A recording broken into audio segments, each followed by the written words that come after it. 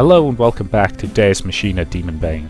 Right, we're in a bathhouse with the woman with the most ridiculous cleavage I have ever seen. And I've seen Sakura games. So, let's see if we end up having to black box anything in this one. I won't be surprised. Again, I wish I didn't have to, but I can't risk getting another community strike, I'm sorry. You know, it's one of those things, it doesn't offend me, but it does offend YouTube sensibilities, for some reason. Yup, blackboxing that. Why do I keep meeting people I know? Naya stands up and comes towards my side. Wait, Miss Naya, why are you coming closer? Hmm? Oh, what's the problem? It's between us. How is that not a... Why are you clinging to me? Now, don't be so stiff. Let's share the pleasures of the flesh. She gets behind me and wraps her arms around me, a large breast rivaling those of Lisa, are pressed right up to my back. What the hell? Are you drunk too? No, wait, isn't this the men's bath? What are you saying? It's only the changing rooms that are separated. The bath is mixed. Oh yeah. Wait, this is still a bad position to be in. Someone else could come in at any moment. I have to get away. This guy seems hard enough. Oh, so vigorous. Now, what are you doing? Sorry about having to do this once again, but don't worry, you don't miss much at all. It's literally 30 seconds to a minute of her basically teasing him rather unsubtly before it sort of fades to black again. So, I've cut out at most 30 seconds there, so we'll return to the game in progress. And sorry once again for the necessity of having to do this. Okay, sorry about having to cut that out, but, well, you know, it was a little explicit. So she appears to be casting some sort of spell on us, so I suspect I'm probably going to have to be doing a lot of trimming of this part, so we'll see. Still? No. No, this can't happen. I don't know why, but I'm in danger, immediate and deadly. I have to get it together. If I get drawn in, I'll never return. I slowly begin to regain my sense of self. My thoughts become clearer, my emotions settle down. Miss Naya, just who the hell are you? I glare at Naya angrily, even violently, and with an admiring murmur, she finally releases me and puts her hands around my body. She hugs me, pressing her breasts against me even harder. You're more serious than I expected, Kuru. I was only joking, don't look at me like that. Well, I suppose it wasn't all a joke. I really have taken a liking to you. Oh, I'm not going to eat you or anything. At least not for now. I think I hear her whisper something like that. Miss Naya finally lets go of me, rising from the bath with her hot sake in hand. And back to the black box. Well, it looks like we're about to be interrupted, so I'll get out first. Wouldn't want anyone to become jealous of our relationship. I'll be seeing you, Kuru. Let's have even more fun next time. Miss Naya vanishes into the steam. I feel strangely exhausted. I can barely move. Even though I'm neck deep in the hot water, I feel chilled to the core. Was I afraid of something? It'll take a while for me to shake this off. After floating in a daze for a while, I noticed someone approaching from the entrance. Did Naya come back? No, that's not it. It's too small to be Naya. This is... What's wrong, Kuru? You have the scent of darkness about you. Such an aura will drive people away. It's Al. Covering herself with a bath towel, she climbs into the bath next to me, and with a deep sigh, I answer. Yeah, I don't know what happened. My head's pretty fuzzy. You're a strong enough sorcerer that if you lower your guard, dream demons and the like may be drawn to you. Take care. Got it. However, at last we can have this bath to ourselves now. We might as well take advantage of this dark aura. Enjoying a quiet bath together doesn't sound bad, does it? You're right. We fall silent, lifting our gazes to the sky. The summer moon shines brightly. The summer stars glitter brilliantly. The summer night is so terribly vast and silent. All grimoires tell of the other, the unimaginable things and forces that lurk beyond the sky. It's hard for me to believe, even though I was just faced with the other a few minutes ago. What are you laughing about? Gives me the chills. Nothing special. I was just thinking that nowhere else in the world could you find a grimoire and a bearer sharing a bath and staring foolishly into the sky together. It is kind of strange. No, wait, you're the strange one. Be silent. Al pouts and looks back up at the sky. I can hear the night ocean in the distance, so very dark and deep. Yet the night sky is deeper still. You're just as strange, you know.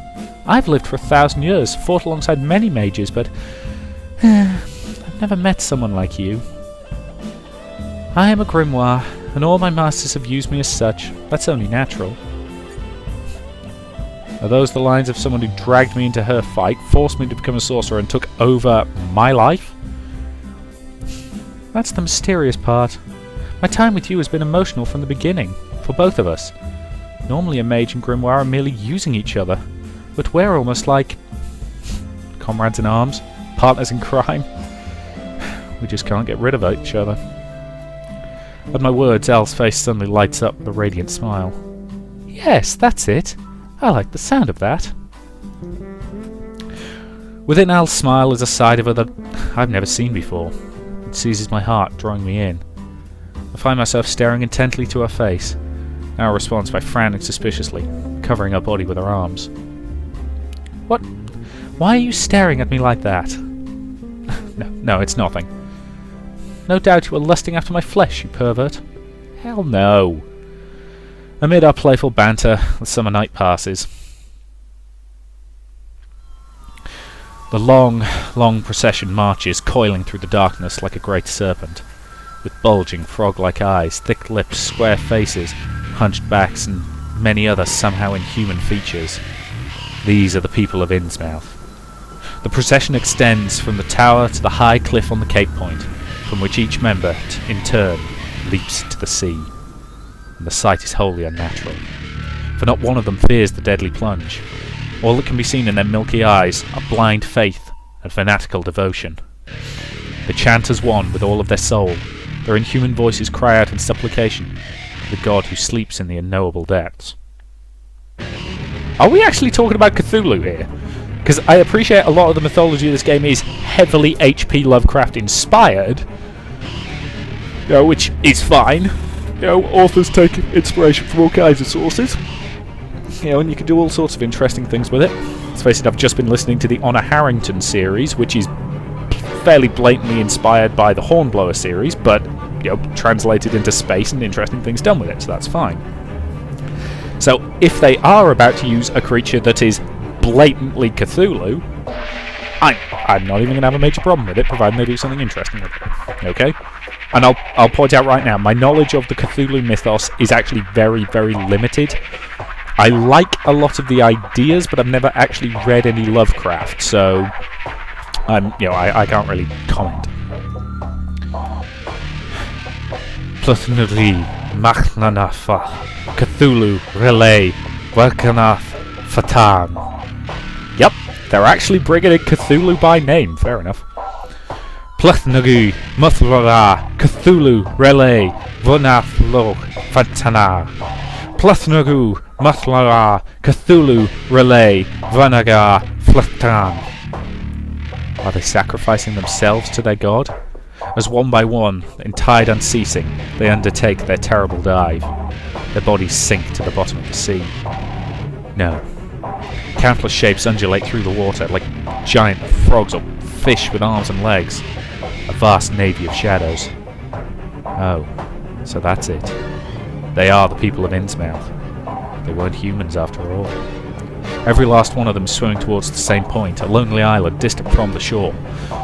Their destination is their sacred domain, the land of their god, in which all their prayers are heard. Pluthnagi Nuthnafa Cthulhu Relay Vothnara Flatan.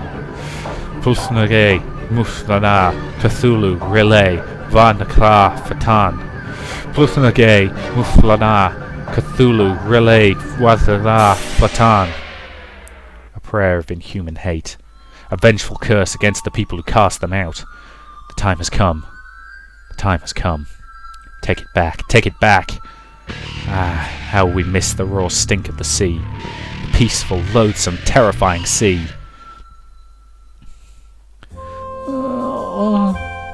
Why do I have such a splitting headache? That's called a hangover. Mr. Shiruri, I brought medicine. What, you mean a fry-up? I'm sorry, best hangover cure. 2 sausage. 2 strips of bacon. Hash browns. 2 slices of toast. I mean, actual whole slices, not halves. Depending on your personal taste, black pudding. And then heapings of ketchup. And what else do you really need in a really good fry-up breakfast? Some people prefer fried bread to the toast. I personally think toast is better, but that, again, that's personal choice. I'm trying to think of anything else you really need in a good fry-up breakfast. No, I think that's about it. I'll probably think of something later, but I don't remember what happened last night. What a pain. The same thought is passing through the head of everyone here. It's been 1 night since yesterday's catastrophe. The princess is hungover, the kids are asleep in their beds, Lisa's sleeping at the breakfast table, and the maids are sleeping while standing up. Only the butler is his usual self, and for some reason he's eating with Dr. West and Elsa. What the hell? Anyway, before I can decide what to do, I'll start the day with a healthy breakfast of beating the shit out of Dr. West. Wait, are you so narrow-minded you can't take a joke? Don't want your shit jokes. Mr. Deju, I have something to tell you. The butler takes a break from watching over the princess and turns this way with a serious look in his face. I instinctively draw myself up straight and listen to his words. This morning it was discovered that all of the villagers had vanished. There isn't a single man, woman or child left. What? The entire village had disappeared? This is pretty serious. So they finally moved. I don't know what they're planning, but it would be best to hurry. Al nods like she knows what's going on. She said yesterday that she had it mostly figured out. Acting all self-important, damn it. Look, Al, if you know what's going on, spit it out already. Stop beating around the bush. Oh, don't be so hasty. I was waiting for them to move. Come, Karoo, we'll follow them.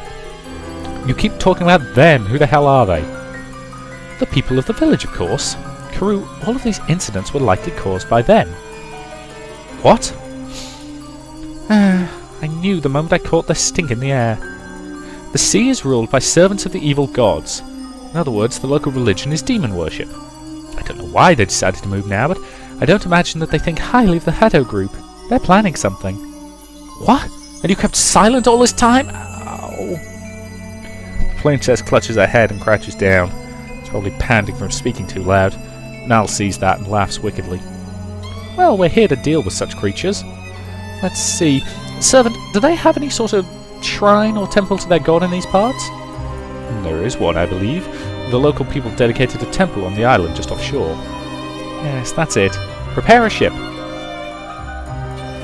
Well, that to me seems like an excellent point to end this part. So, thank you very much for watching, and I'll see you in the next.